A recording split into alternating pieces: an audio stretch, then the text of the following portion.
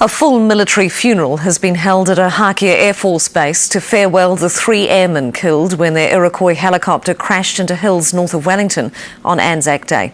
The Prime Minister addressed the mourners, saying New Zealand had lost 3 fine servicemen who will not be forgotten. NIGEL reports.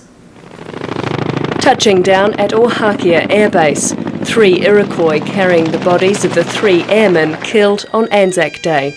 A lone bagpiper played as Air Force colleagues marched the flag-draped caskets to the service.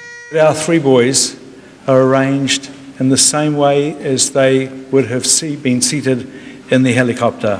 Flying Officer Dan Gregory, Flight Lieutenant Hayden Madsen and Corporal Ben Carson died in the wreck of their Iroquois. Nearly 2,000 mourners gathered to farewell the men. Reporters weren't allowed on the base. These pictures were provided by the Air Force. The Prime Minister, having cut short an overseas trip to return for the funeral, said their deaths were more poignant because they happened on Anzac Day, but that on any day all of New Zealand would feel the loss. The pain of losing 3 men you cared so much about is intense. So you need to know that New Zealand grieves with you. Colleagues said they were as proud of the men as they are of the No. 3 Squadron. Just as proud as Dan was, to the point that he was wearing a poppy on his flying overalls the day of the accident.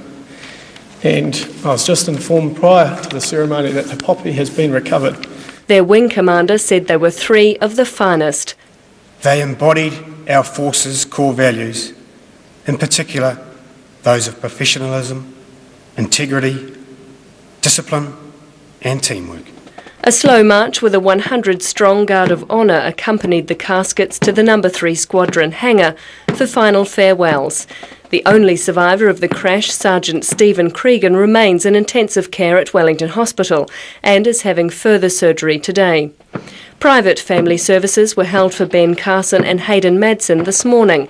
A family service for Dan Gregory will be held tomorrow. Emma Jolliffe, 3 News.